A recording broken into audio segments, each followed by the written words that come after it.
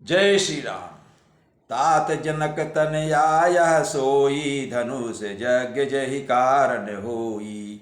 पूजन गौरी सखी लय आई, करत प्रकाशु फिरई फुलवाई। हे तात, या वही जनक जी की कन्या है जिसके लिए धनुष यज्ञ हो रहा है।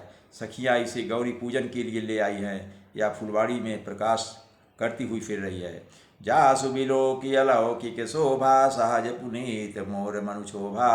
सो सब कारण जान विधाता, फर कहीं सुबद अंग सुनु भ्राता। जिसकी अलौकिक सुंदरता देखकर स्वभाव से ही पवित्र मेरा मन क्षुब्ध हो गया है, वह सब कारण तो विधाता जाने, किंतु हे भाई सुनो, मेरे मंगलदायक अंग फड़क रहे हैं। रघुवंशी निकर सहज सुभाऊ, मनु कुपंथ पगु धर न काऊ। मोहि अतिशय प्रतीति मन केरी, जहि सपने पर नारी लहेरी। रघुवंशियों का यह सहज जन्मगत स्वभाव है कि उनका मन कभी कुमार पर पैर नहीं रखता। मुझे तो अपने मन का अत्यंत ही विश्वास है कि जिसने जागृत की कौन कहे, स्वप्न में भी पराई सुस्त्री पर दृष्टि नहीं डाली है। जिन कह लहाइन रिपुर निर्पीठी, नहीं पावहीं परती मनु डीठी। मंगन लहाइन जिनके नाही, ते नरवर थोरे जग माही। रण में शत्रु जिनकी पीठ नहीं देख पाते, अर्थात जो लड़ाई के मैदान से भागते नहीं। पराई स्त्रियां जिनके मन और दृष्टि को नहीं खींच पाती, और भिखारी जिनके यहाँ से ना ही नहीं पाते, खाली हाथ अर्थात खाली हाथ नहीं लौटते, ऐसे श्रेष्ठ पुरुष संसार में थोड़े हैं। करत बत कही अनुज सन, मन सी रूप लुभान। मुख सरोज मकरंद छवि, करई मधुपीयूपान। यूँ श्री राम जी छोटे भाई से बात कर रहे हैं, पर मन सीता जी के रूप में लुभाया हुआ उनके मुख रूपी कमल के छवि रूप मकरंद रस को भौरे की तरह पी रहा है। चितवत चकित चहूँ दिस सीता, कहाँ गए नृप किशोर मनु चिंता। जहाँ बिलोक मृग सावक नयनी, जनु तहाँ बरिस कमल सित सेनी। सीता जी चकित होकर चारों ओर देख रही हैं। मन इस बात की चिंता कर रहा है कि राजकुमार कहाँ चले गए। बाल मृग नयनी सीता जी जहाँ दृष्टि डालती है, वहाँ मानो श्वेत कमलों की कतार बरस जाती है। लता ओट तब सकिन लखाए, श्यामल गौर किशोर सुहाए। देखी रूप लोचन ललचाने, हर से जनु निज निधि पहचाने।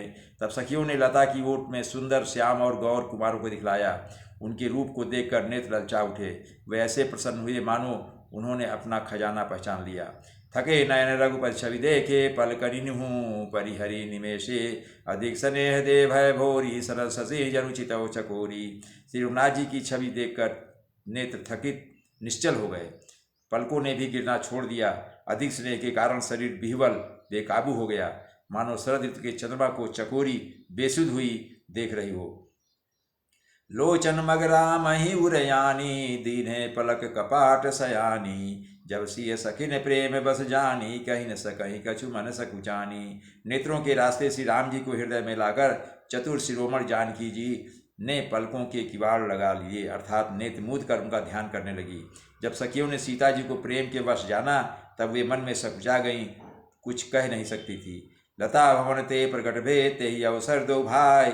निकसे जनु जुग विमल विधु, जलद पटल बिलगाय।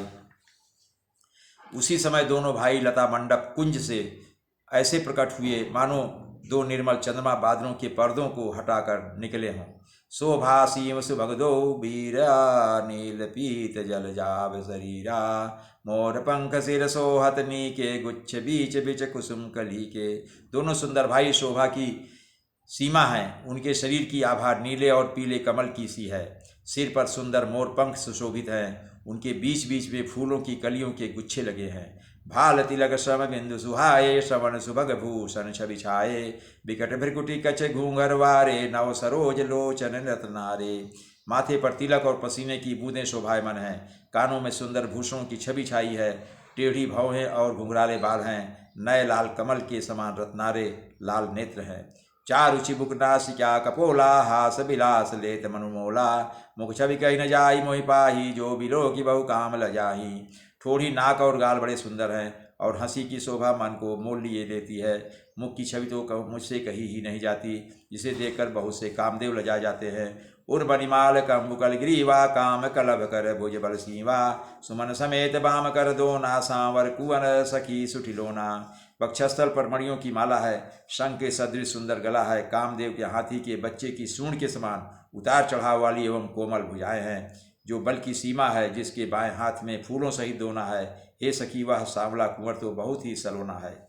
के हरि कटी पट पीत धर सुषमा शील निधान, देखी भानुकुल भूष नहीं बिसरा सकीन अपान। सिंह की सी पतली लचीली कमर वाले, पीताम्बर धारण किए हुए शोभा और शील के भंडार, सूर्य कुल के भूषण श्री रामचंद्र जी को देखकर सखियां अपने आप को भूल गईं। जय श्री राम।